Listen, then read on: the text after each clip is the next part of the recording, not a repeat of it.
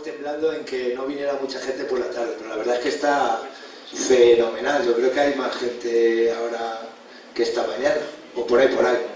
Algunos han cambiado, otros siguen estando y bueno, fenomenal. Vale, para los que no nos conozcan mucho, voy a repetir el mensaje esta mañana. Somos una asociación de aquí de Colmenar, muy local, y este es el tercer año que hacemos unas jornadas de biodiversidad. En este caso, los que no habéis venido por la mañana, ha habido una charla sobre el uso de cámaras de fototrampeo y la fauna que se puede conseguir ver, que de otra manera no veríamos porque suelen ser nocturnos, muchos animales carnívoros.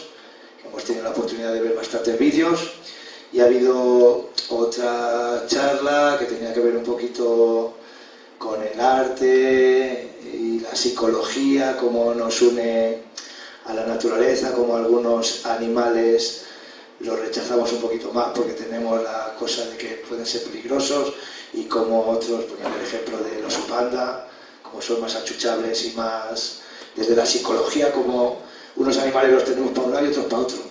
Y bueno, pues ha estado muy interesante. Ahora dices tú todo esto. y nada, y ahora por la tarde vamos a tener otras dos charlas. Una va a ser sobre alimentos silvestres, ¿vale? Que ahora nos van a contar. Hay un par de libros que podéis ver, ojear ahora, ¿no? Y bueno, que está muy bien distribuido en muchas tiendas, entonces quien esté interesado pues puede pedirlo por internet, ir a las tiendas o lo que quiera. Y luego va a haber otra charla sobre la biodiversidad en las estepas, de aves esteparias y bueno, no sé si más fauna, luego nos contarán. Y bueno, pues nada, que espero que os guste. Nada, tengo que decir que desde ANAPRI sacamos en su día una guía de las aves de la dehesa de Navalvillar, la dehesa de aquí de Colmenar. Todos los años sacamos un calendario con fotos de todos los socios, que la guía vale 15 euros, que el calendario, como estamos en marzo, vale 5, el pack completo 20 euros. Si a alguien le interesa, pues luego nos lo comentáis y bueno, lo podéis comprar. Bueno, muy bien, señor presidente. Bueno, aparte de la jornada, que ya de por sí es interesante, para los que no habéis estado esta mañana, tenemos una parte de arte. Entonces habréis visto que hay una zona iluminada en el lado izquierdo según entrábamos, que son grabados de Ángel Martínez, que está sentado aquí en el público, y que esos grabados están a la venta.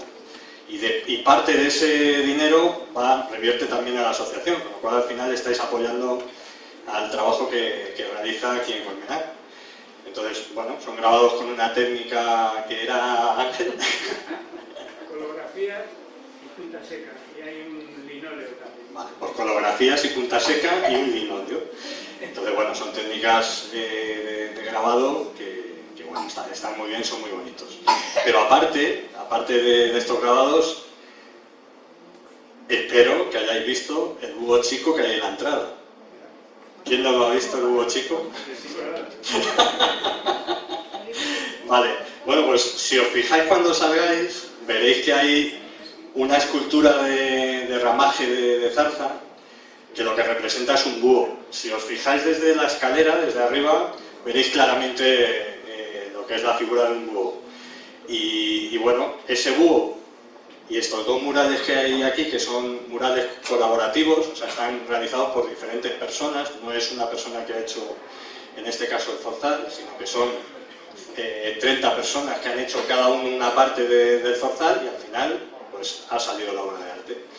Entonces, este grupo, que es un grupo de Colmenar, pues ha traído eso, ha traído el búho, ha traído los murales y también los podéis disfrutar cuando hagamos el intermedio o al final del acto. Y sin más, vamos a pasar a la siguiente persona, que es Rocío, que es una experta en plantas silvestres que se pueden comer y que tiene ya unas guías en el mercado que bueno, pues como como ha dicho José, si estáis interesados en internet, pues habláis con ella y la buscáis. Sobre todo Pedro, seguro que le interesa mucho. Vale, pues Rocío, si quieres. Muchas gracias. Como quieras. No, como tú estés más. Casi me prefiero subir, pero voy a encender yo. Arriba te van a ver mejor. Vale.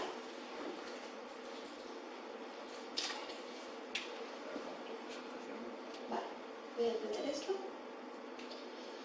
Bueno, buenas tardes a todos. Mi nombre es Rocío, voy a hablar un poco sobre la parte de abajo, ¿vale? Entonces, aquí en Anapri todo el mundo mira arriba, ¿no? Viendo pájaros, etcétera. Bueno, pues hoy os voy a invitar a mirar hacia abajo y a disfrutar. Gracias. Vale, gracias. Os voy a invitar un poco a ver diferentes plantas y setas que tenemos cerca y totalmente en nuestro entorno, o sea, están totalmente integrados aquí, así que bueno, mi charla espero que os guste y que no os aburra mucho. Bueno, os voy a invitar a tomar unas infusiones, ¿vale? Para que veáis que no os quiero envenenar, están compradas. Hay mucha gente que luego le das las setas o le das las plantas y te dicen: uy, pero es que yo esto no me lo voy a tomar, no vaya a ser que no me fío mucho. Entonces yo para eso, evitar ese tipo de cosas, las compro para que veáis que han pasado todos los filtros sanitarios, ¿vale? Se pueden tomar. El agua ya veis que está hirviendo, que además es un agua embotellada, con lo cual hay mucha gente que la puede tomar, aunque hay algunos que están pasando por procesos médicos. No tengáis ningún miedo. Y de verdad, he traído de todo, he traído azúcar, he traído los vasos, he traído también lo que queráis. Y bueno, hay manzanillas, anises, hay hierbabuena, tomillo, ¿vale? Que hablaremos también de estas plantas en la guía. Hay un librito que está circulando por ahí, perfecto, irlo pasando, ¿vale? Para que la gente lo vaya viendo. Ese es este libro de aquí, ¿vale? Que es el de Alimentos Silvestres de Madrid y bueno, es el más actual y es un poco el que más nos toca por la parte donde estamos. Pero luego aquí hay dos, ¿vale? Que son alimentos silvestres de la península ibérica. Muchas veces las especies coinciden y muchas veces sí que es verdad que no hay mucha diferencia entre uno y otro. Pero bueno, hay algunas especies que, por ejemplo, en Valencia se me ocurre ahora mismo la chufa, que aquí no la vamos a encontrar, pero en el libro de Península Ibérica sí que va a estar reflejada, ¿vale? Entonces, bueno, que sepáis que están los dos por aquí. Estos dos sí que es verdad que están a la venta, el otro no, el otro es mío, pero lo he dejado. Y luego lo que sí que podéis llevaros antes de iros son unos marcapáginas que he traído, que también están aquí, ¿vale? Lo he puesto a lo de las infusiones para que os levantéis, cojáis lo que queráis y como si estuvierais en casa, de verdad. Bueno, muchas gracias a Napri por haberme permitido venir esta tarde y espero que os guste. Pasad, tomad asiento, sin ningún problema. Vale, ¿qué vamos a hablar hoy? Pues vamos a hablar de plantas silvestres, pero yo me voy a centrar al principio de todo, donde empezó nuestra alimentación con los primeros homínidos en la época de la prehistoria. Los grandes cultivos por aquel entonces no existían, éramos comunidades recolectoras, básicamente. Recolectábamos plantas silvestres y tradicionalmente las utilizábamos para dos cosas, fundamentalmente, alimentación y medicinal, ¿vale? Eran las dos vías que teníamos con estas plantas silvestres. Entonces siempre teníamos cerca de las comunidades, aunque fuéramos recolectores, este tipo de plantas. Buscábamos que estuvieran cerca y al final empezamos a cultivarlas cuando empezaron los primeros asentamientos. Entonces muchas de estas plantas que inicialmente eran silvestres acabaron siendo cultivadas y a medida que la sociedad ha ido evolucionando se han fomentado los grandes cultivos.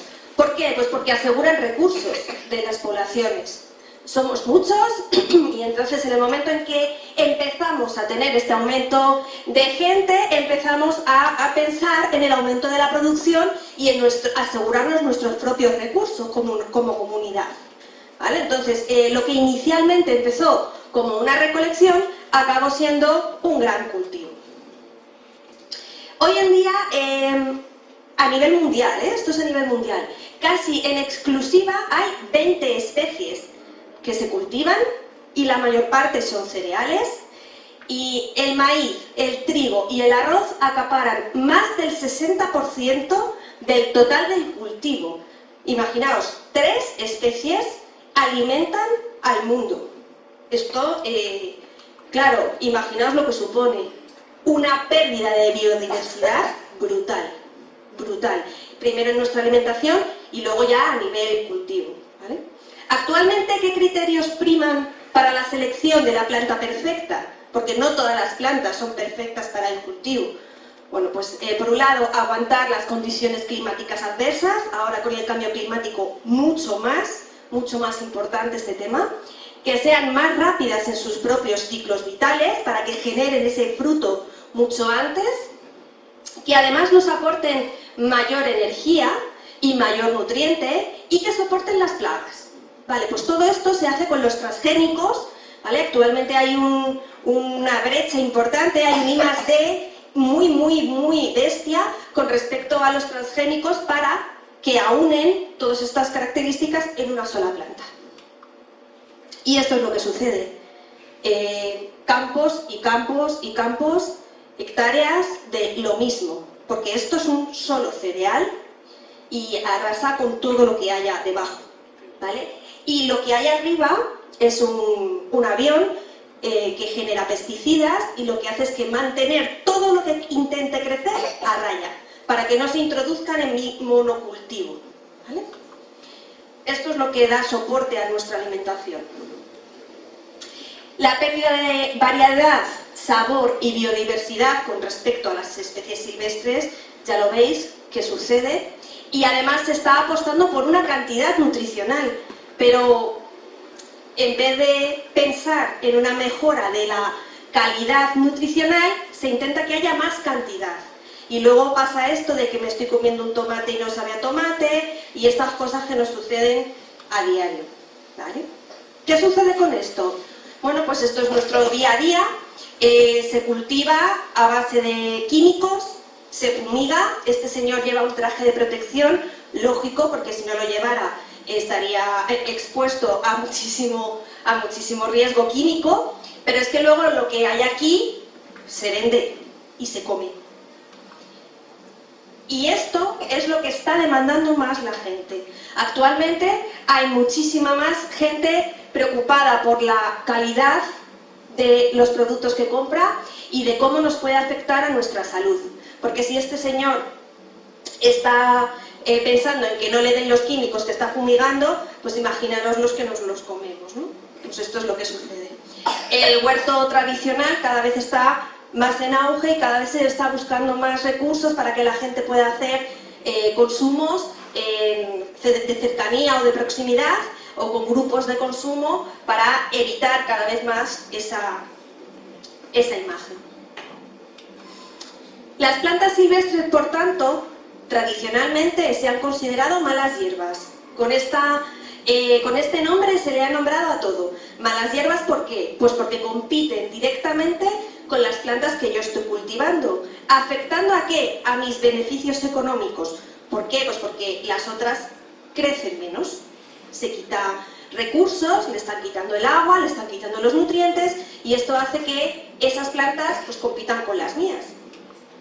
Sin embargo, se sabe que estas plantas adventicias, que es como se las suele llamar en agricultura ecológica, atraen a insectos que ayudan a la propia polinización y además reducen las plagas que las atacan, con lo cual a lo mejor no son tan el enemigo, sino que son más bien aliados en nuestra agricultura tradicional.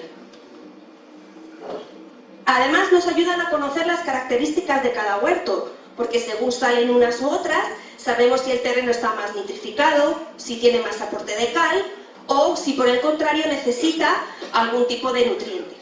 ¿Vale? Esto es un huerto que es un poco mixto. Estáis viendo, ahí hay capuchinas y un poquito de todo, y aquí también crecen pues, las margaritas típicas, ¿no?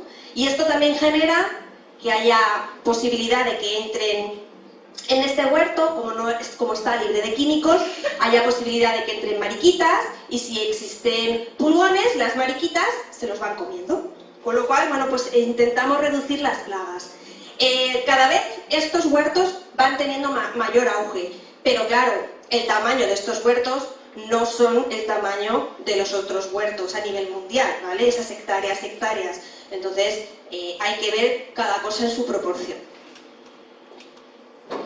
Las plantas silvestres, por tanto, han servido de alimento siempre al ser humano, pero en muchísimas ocasiones nos han salvado de catástrofes, de escasez de los grandes cultivos, porque los grandes cultivos sí que han tenido procesos en los que no, por lo que sea, por sequías, por guerras, por malas cosechas, donde los grandes cultivos no han podido solucionar la hambruna, y ahí han estado siempre las plantas silvestres, porque han estado asociadas a la colonia humana siempre.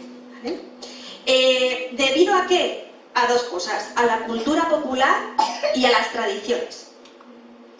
Cerca de los pueblos, y además Colmenar, sí que es verdad que aquí sí que todavía hay cierta tradición de este tipo de planta. Siempre cerca de los pueblos había unas, otras, la ruda, las margaritas, no sé qué, y la gente sí que ha ido a recoger esas plantas, a pesar de que tuviera luego su propio supermercado tal, sí que se ha ido manteniendo esa tradición. En Madrid Centro esto ya se ha perdido totalmente. Ahora sí que el enfoque del consumidor está cambiando, y esto hace que en nuestra alimentación empiecen a introducirse un montón de cosas que antes no se introducían. Ahora vas a los restaurantes y te ponen muchas veces diferentes flores en las ensaladas, que esto está ahora muy de moda, o diferentes frutos, o vas a restaurantes a lo mejor más rurales de otras zonas de España, y sí que es verdad que empiezan a meterse diferentes plantas, ¿no? Pues los cardos empiezan a introducirlos en los menús de los propios restaurantes, con lo cual sí que se está viendo que este enfoque del consumidor está cambiando, y eso genera también que la gente experimente cada vez más. La sociedad occidental sí que sufre enfermedades relacionadas, sobre todo con el envejecimiento celular, y está demostrado que la alimentación ayuda a paliar ese envejecimiento. ¿Cómo? A través de antioxidantes, a través de vitaminas, a través de fibra y ácidos esenciales, que estas plantas tienen muchas veces en mayor porcentaje que las propias cultivadas. ¿Vale? Esto seguro que os suena, es un diente de león. Por tanto, la recuperación de las tradiciones y del saber popular no es un paso atrás, sino un guiño hacia el futuro, porque esto es tradición, cultura, pero también forma parte de nuestro futuro. ¿Vale? Esto seguro que os suena, ¿a que sí? ¿Vale? Esta imagen con todos los ataillos hacia abajo, secándose, para luego hacer pues infusiones o lo que sea, el laurel y tal. Bueno, pues esto empieza otra vez a darse. ¿Qué he intentado hacer con esta guía?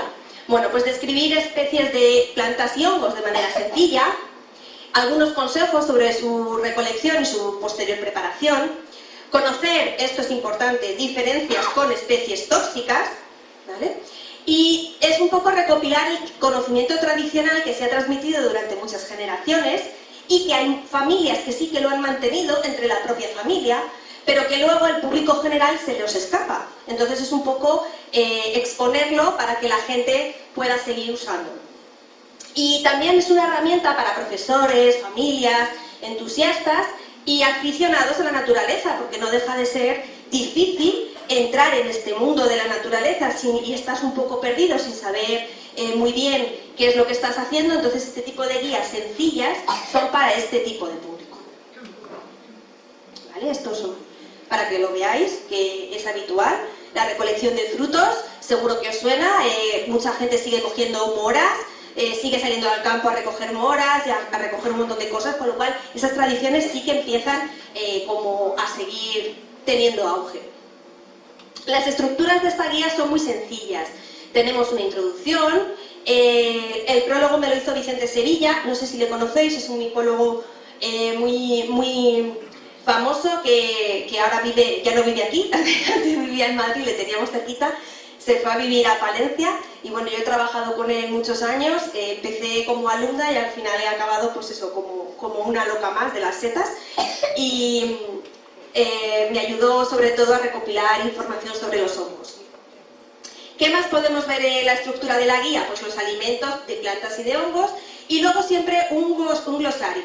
El glosario botánico y micológico para mí es fundamental porque estoy hablando de términos a veces costosos. La botánica de por sí tiene términos muy difíciles y muy enrevesados. Entonces es una manera también de que la gente me entienda a la hora de yo describir una planta y que no se líe, ¿vale?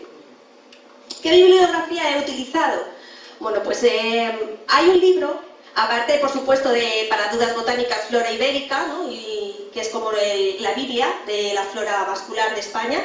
Hay un libro que hicieron el grupo de Tardío, Pascual y Morales, no sé si está ya descatalogado, esto es una joya este libro, se llama Alimentos de Madrid, Alimentos Silvestres de Madrid. Se fueron el equipo recopilando por todos los pueblos de toda la Comunidad de Madrid, gente súper mayor, los conocimientos que tenían de un montón no solamente de alimentación, sino de cestería, de orfebrería, etc. Y bueno, este libro ya os digo que es una joya, no sé cómo estará, si lo tendrán editado ya o no, pero bueno, todo esto ahora mismo está englobado en el inventario español de los conocimientos tradicionales relativos a la biodiversidad. Esto lo tenéis en el Ministerio, esto es un recurso gratuito, entonces todo el mundo se puede meter, bajarse los PDFs, además son como 3 o 4 volúmenes y de verdad aquí hay verdaderas joyas a nivel nacional, de todos los usos que hacen los pueblos, de las plantas, pues eso, de tradiciones que hoy en día ya están totalmente en desuso. Otro etnobotánico clave en Madrid es Emilio Blanco, y bueno, no sé si lo conoceréis o no, pero su obra, vamos, es digna de mención totalmente. Y manuales de setas en Madrid y a nivel peninsular también forman parte de esta bibliografía. La estructura de la guía, pues es facilita. Simplemente yo me he limitado desde la parte gastronómica a pensar cómo me gustaría comerme las plantas, ¿no?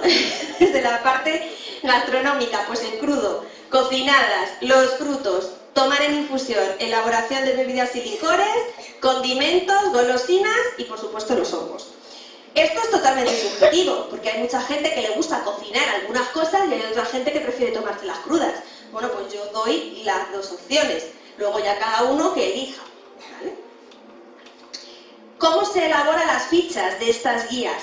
Bueno, pues tienen, por un lado, fotografías, que hemos intentado que sean lo más específicos posible de la planta o del propio hongo, y una clasificación taxonómica con una pequeña descripción botánica. ¿Dónde vive? Bueno, pues no se dice exactamente en el sitio y lugar, pero sí que se recrea más o menos lo que necesita para poder sobrevivir, ¿vale? La recolección también es importante porque nos dice más o menos los meses en los que podemos recoger lo que nos interesaría, y luego los usos nutricionales y medicinales. Con respecto a los usos medicinales, para la gente que estáis en tratamientos médicos, que sepáis que yo he intentado ser lo más rigurosa posible, porque luego hablas con gente y te empiezan a hablar de usos medicinales totalmente alternativos que no están demostrados, ¿vale? Yo me he intentado ceñir a lo que realmente me dice la ciencia que sí es cierto, ¿vale? Porque luego con esto siempre hay gente que te dice una cosa u otra, pero las que estáis en tratamientos médicos tenéis que ceñiros a un rigor, ¿vale?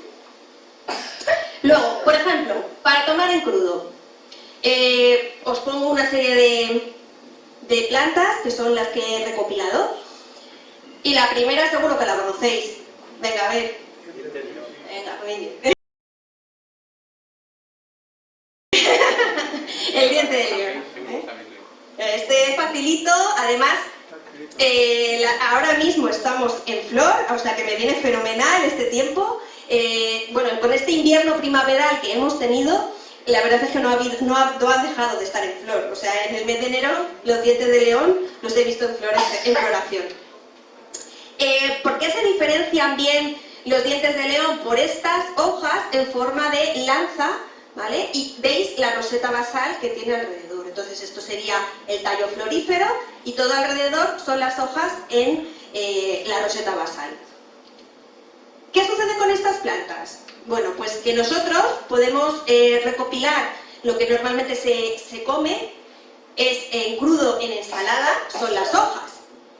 Pero estas plantas son silvestres, ¿vale? Entonces nosotros cogemos la planta, así en crudo, además así de las tiernitas de primavera, y decimos, uy, qué bien me va a saber esto en la ensalada, y de repente pegas el primer bocado y dices, Dios, esto de que se lo coma, porque está súper picante, ¿vale? Esto pasa mucho, porque acordaos que son plantas silvestres, entonces tienen muchísimos nutrientes que además están en contacto si han tenido periodos de sequía, periodos de helada, o competencia con otras plantas.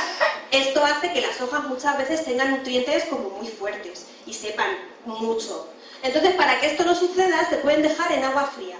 Dejarlas metidas todas en agua fría, dejar ahí un tiempo que se quede y luego ese agua se desecha y entonces sí, secamos un poco las hojas y las utilizamos para comer, ¿vale?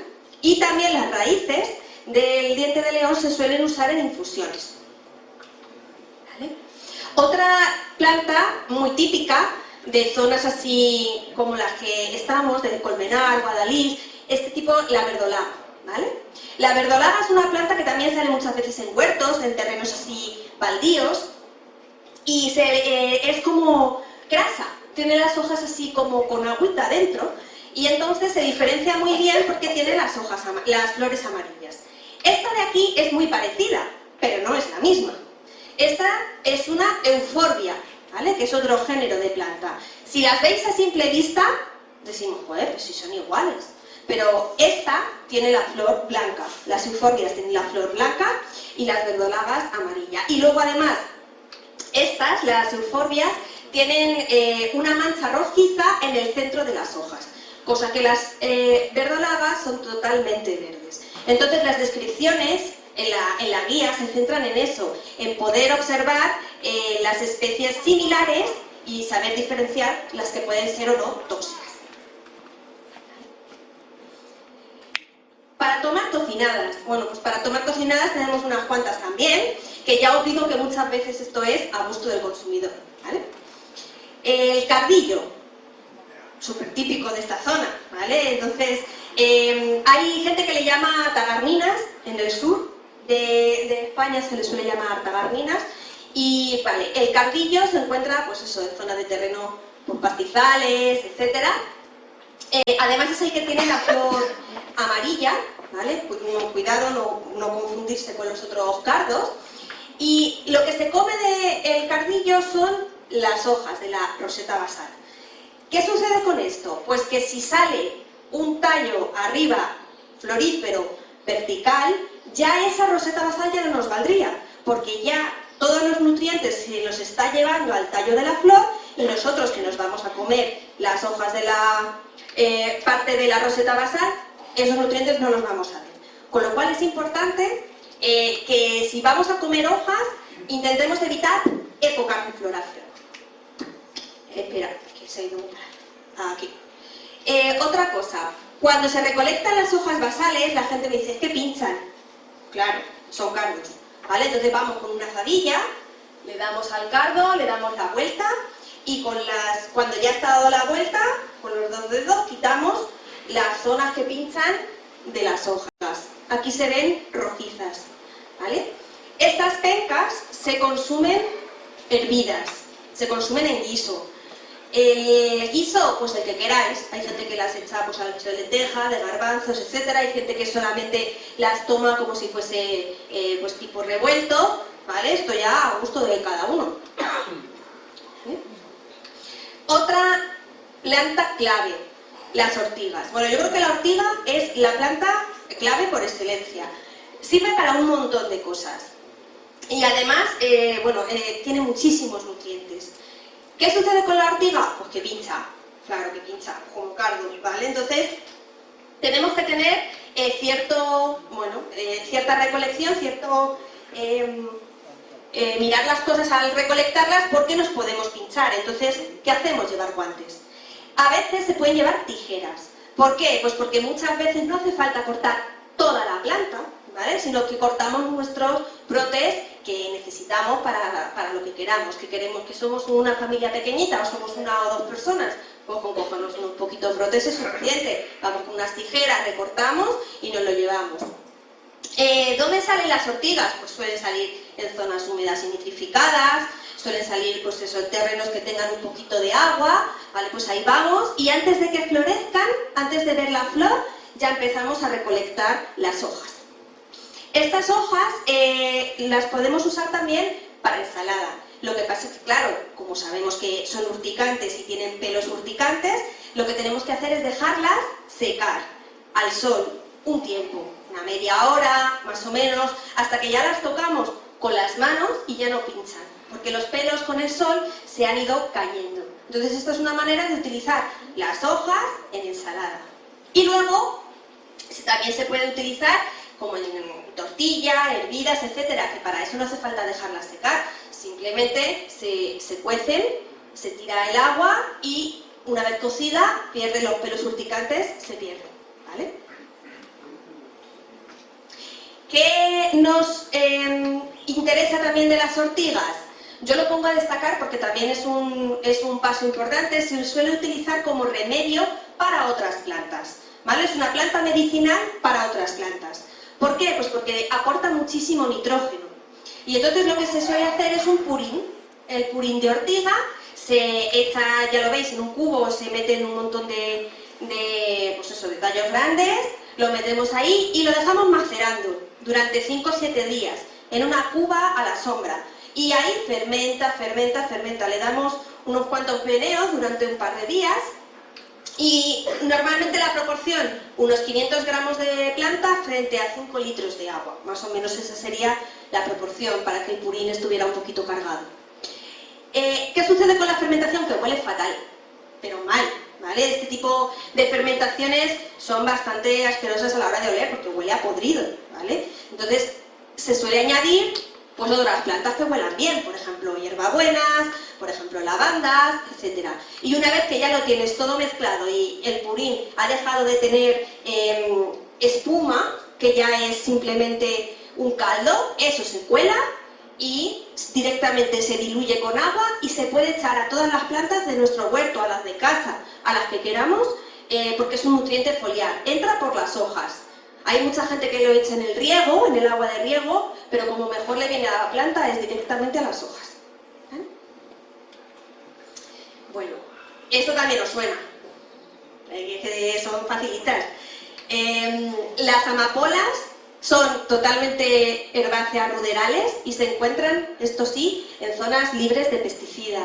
Hay mucha gente que me pregunta que ya están viendo menos, es que cada vez hay menos prados rojos, porque ese rojo que había antes, y es verdad que hay muchas zonas en las que ya los pesticidas están establecidos en la tierra y es una planta sensible a los pesticidas y no suele crecer tanto ahí, ¿vale? Y igual que hay otras que les dan un poco igual, esta sí que es más sensible. ¿Qué se consume? Pues normalmente se podrían consumir los pétalos y las hojas hervidos, pero ahora mismo lo que está en auge es la repostería. Lo que se suele usar en repostería son sus semillas. No sé si esto lo habéis visto en los panes, es muy habitual, ¿vale? Este tipo de repostería.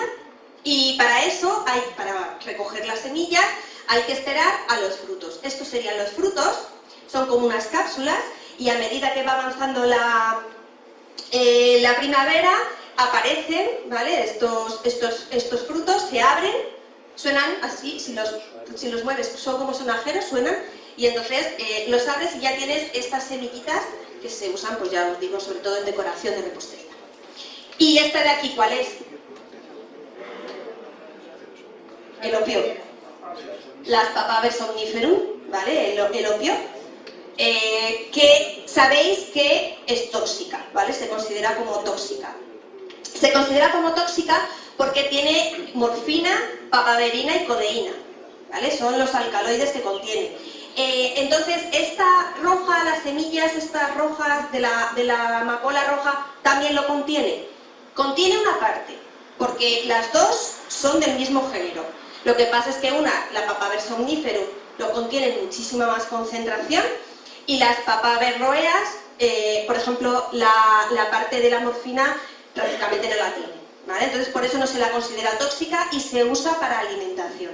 Esto lo tengo también aquí reflejado porque muchas veces las embarazadas y los lactantes tienen restringida las infusiones, y es por esto, ¿vale? Porque muchas veces comparten plantas tóxicas y no tóxicas, comparten el mismo género, y hay algunas alcaloides o ciertas propiedades que sí que pueden influir a personas más sensibles. Pero por lo demás, esta es una planta considerada totalmente apta para el consumo. En cambio, esta, tóxica. Frutos. Bueno, aquí ya es mucho más fácil. Pues desde manzanos y mostajos, moras, arándanos, los pinos piñoneros, las frambuesas, las fresas. Y bueno, os voy a hablar del madroño, ¿vale? El madroño es un árbol que se suele dar en esta zona, muchas veces cultivado, ¿vale? Entonces aquí la parte de silvestre, bueno, pues está asilvestrado a veces, ¿eh? Normalmente suelen ser cultivos que se han ido dejando y se han ido abandonando y aparecen madroños. El madroño veis que tiene un fruto rojo importante, globoso, y se suele recolectar en noviembre, diciembre, a finales ya del otoño. Lo gracioso, que se suelen hacer mermeladas y tal, pero ahora mismo lo que más se hace son licores. No sé si hay, bueno, si en Colmenar tenéis licorerías como muy antiguas, pero en Madrid Centro, en la zona de Lavapiés y tal, hay bastantes licorerías que sí que los tienen, ¿vale? De manera muy tradicional, o sea, el licor de madroño está muy bueno. Yo os recomiendo que lo probéis porque está muy bueno. Y se le llama, en latín, Arbutus unedo, y el unedo, ¿conocéis de qué viene? ¿Por qué es la palabra unedo? Pues viene del latín de uno en uno, porque resulta que estos frutos emborrachan. Porque si te los comes todos a la vez, tienen muchísimos azúcares y generas una fermentación muy acelerada y produce intoxicación etílica. Y esto se ve mucho en las ovejas y en las cabras, porque cuando el ganado está comiendo, además que se los comen uno detrás de otro muchísimo, cuando terminan ves a las ovejas y a las cabras que van haciendo heces, ¿vale? Porque se emborrachan. Entonces, de ahí el nombre de uno en uno, ¿vale? Se puede comer uno o dos, pero no mucho más, ¿vale? Bueno, infusiones. Cuando hablas de plantas silvestres, la gente lo que más se suele referir es a la manzanilla, a la salvia, a los tés, a la flor del saúco, ¿vale? Y yo voy a hablar de la manzanilla, que hay mucha gente que la odia a muerte porque le recuerda que cuando le dolía la tripa de pequeño, su madre le daba una manzanilla y ya desde entonces no la pueden ni ver. Bueno, pues yo estoy en pro y a favor de la manzanilla y bueno, sus tisanas es verdad que se usan para los dolores de tripa porque calman, tienen unos aceites esenciales calmantes y relajantes en la zona del intestino, y se diferencian bien de la camomila por los pétalos. La camomila y la manzanilla pertenecen a las margaritas, ¿no? Al género de las margaritas, pero no son lo mismo. Las camomilas suelen ser más planas y la manzanilla, sin embargo, ¿veis aquí? A ver si me funciona. Bueno, ahora. ¿Veis ahí los pétalos hacia abajo? ¿Aquí? Y si no, lo señalo con la mano. No funciona. ¿Ahí? ¿Veis que los pétalos están hacia abajo? Y la parte de arriba, ahí. Ahí.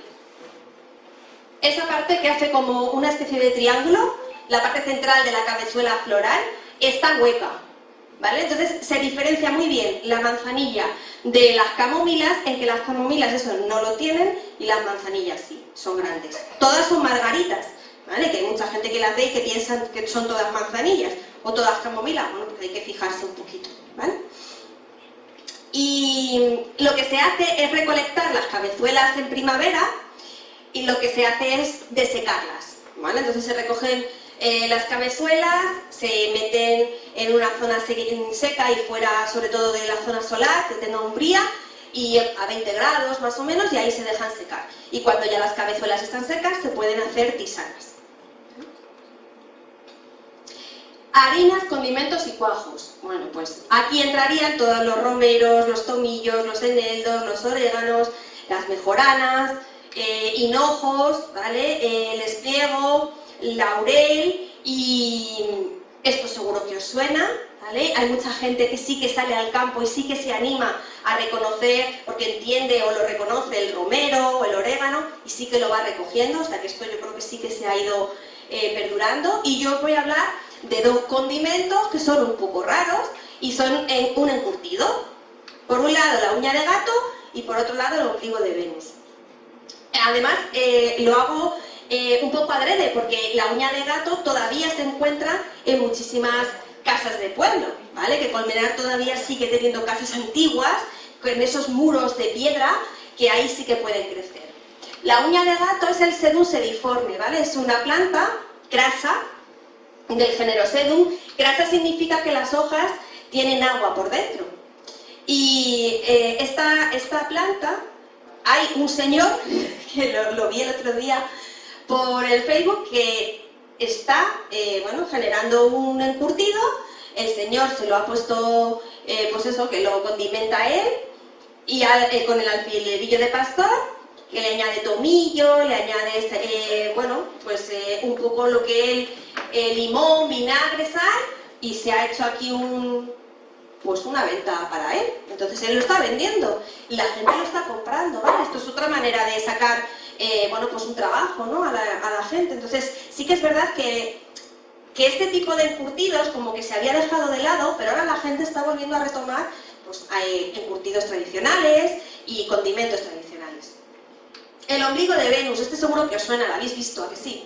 Vale, pues el ombligo de Venus, sabéis que sobre todo suele ser algo medicinal, pues, sobre todo a nivel dérmico, pues si tienes alguna quemazón, alguna heridita, la gente se lo solía poner encima y calma bastante, efectivamente, pero también se usan sus hojas, sobre todo las que son jovencitas, para ensaladas.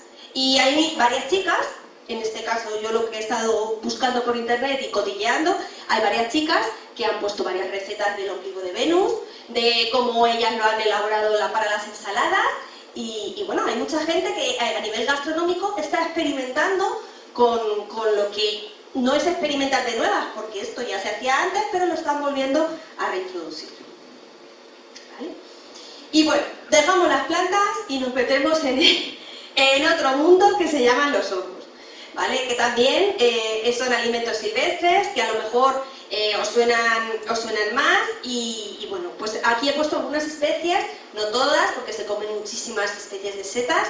He puesto las que yo he visto en Madrid y las que creo que son más fáciles de ir recogiendo.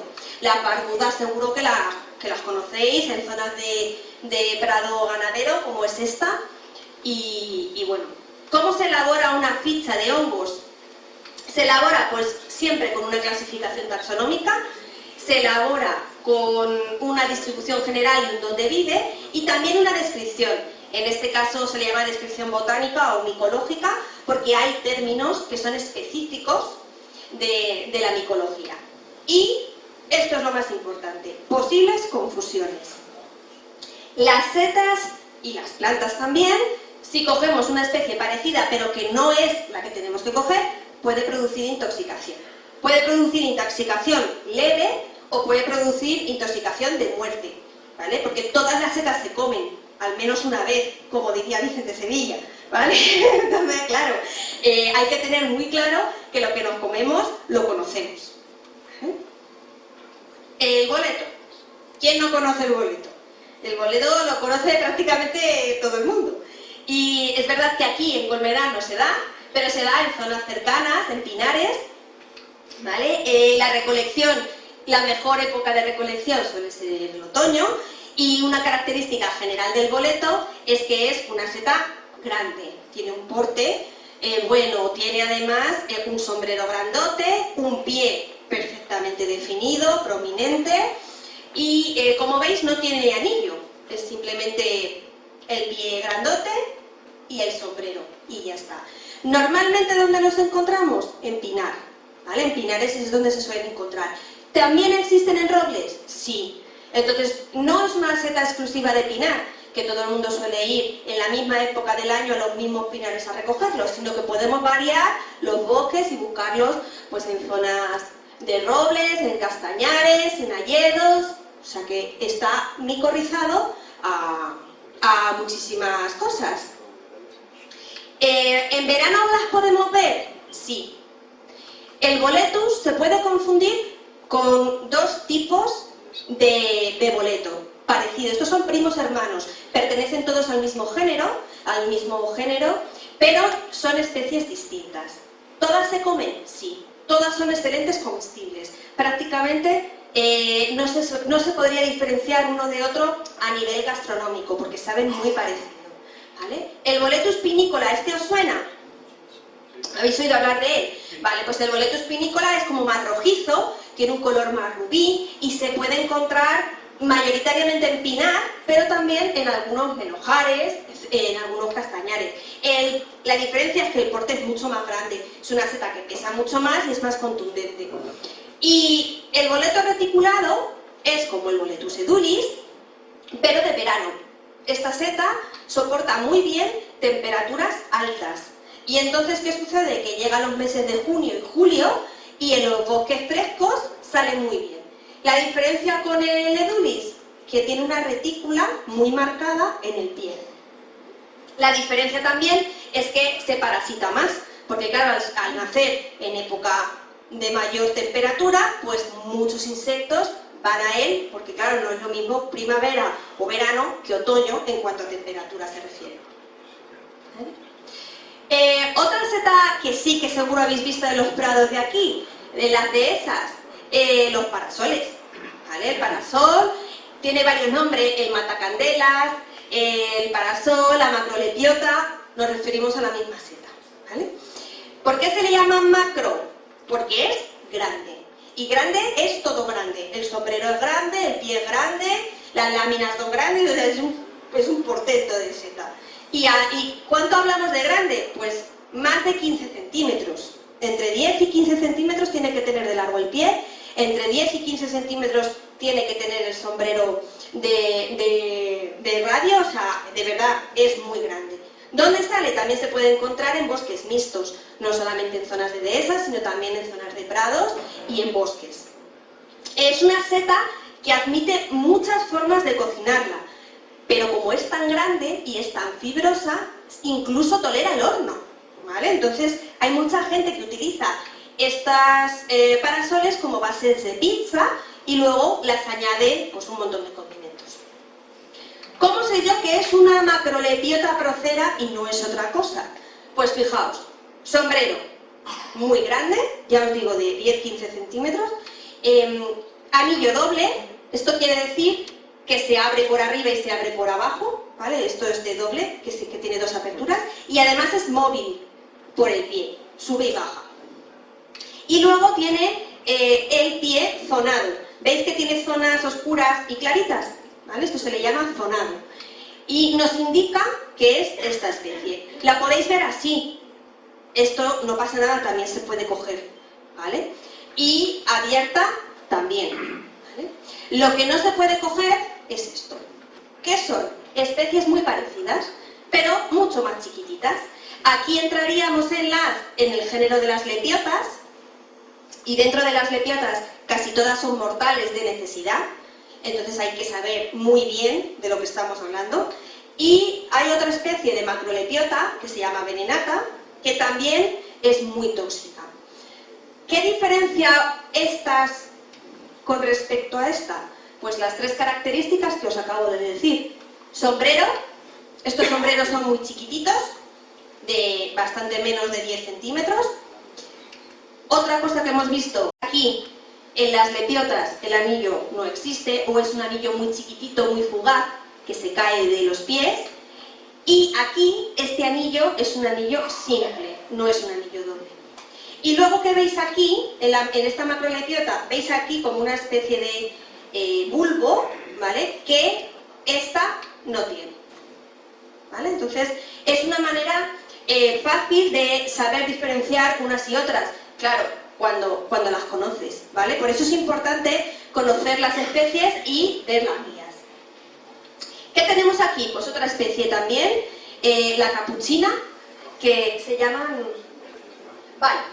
llaman Tricolomas portentosum.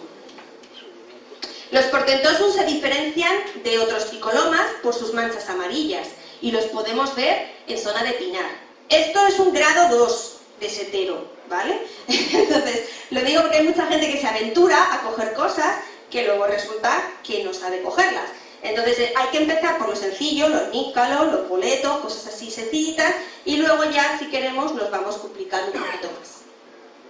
Y luego, por supuesto, la estrella, la seta de cardo, está seguro que la conocéis, ¿vale? Viviendo en colmenar y siendo de colmenar, es una seta típica. Las láminas decurrentes, el pie excéntrico y siempre en zonas de prados, ¿vale? Y aquí, importante también, confusiones con la Melanoleuca garramopodia, es una de las cosas que se puede confundir, pero veis que tiene el pie central y no tiene láminas decurrentes por el pie, no le bajan por el pie, se quedan ahí, con lo cual, bueno, pues siempre es otra manera de diferenciarlas. Buenas prácticas de recolección, lo de siempre. Si vamos al campo hay que ir con una pequeña navaja, con una cesta de mimbre para poder ir sembrando esporas a medida que vayamos recogiendo las setas, intentar recortarlas por el pie para no dañar los micelios. Y con respecto también a las plantas, hay que tener en cuenta dónde las vamos recogiendo. Nos tenemos que ir fuera de sitios contaminados, nos tenemos que ir fuera de parques, porque los parques tienen mucha contaminación química y las setas recogen muy bien esa contaminación. Y también nos tenemos que ir fuera de zonas de contaminación por radioactividad, ¿vale? Que esto, la gente que a lo mejor vivimos aquí no lo tenemos tan claro, pero si nos vamos a zonas de Centro Europa, zonas de Rumanía, etcétera, donde hay mercados de setas en mitad de los pueblos, muchas están muy contaminadas por radioactividad por el accidente de Chernóbil, ¿vale? Entonces, esto hay que tenerlo en cuenta.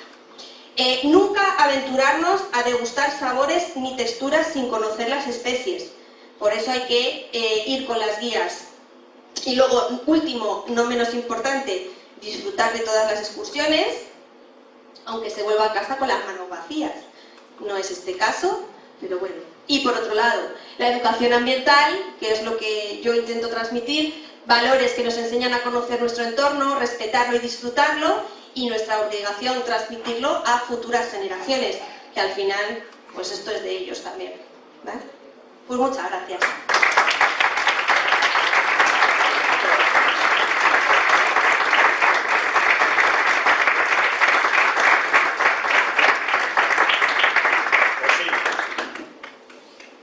Casi mejor baja. Porque si no, sube. Bueno, le damos un regalito por haber participado en la jornada, un calendario de ANAPRI, un libro de orquídeas, que seguro que te va a venir muy bien. Muchísimas gracias. Y un libro que se llama La salvaje belleza dada y una postalita de Lourdes, que en este caso, para que lo vea todo el mundo, es una bubilla estupenda y maravillosa que ha pintado la persona que ha dado esta mañana una de las charlas. Bueno, espero que te guste. Y bueno, a ver, explícame lo del tema de las infusiones. Sí, sí. ¿Hacemos un receso? Sí, hacemos un receso. ¿Y que tome Sí. infusión? Pues si queréis una infusión, podéis acercaros por aquí y tomar algo.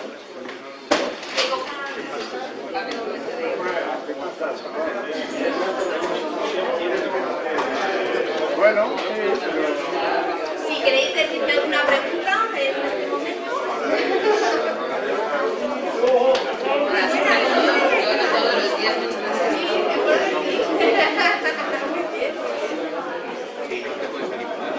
¿Qué te ha parecido?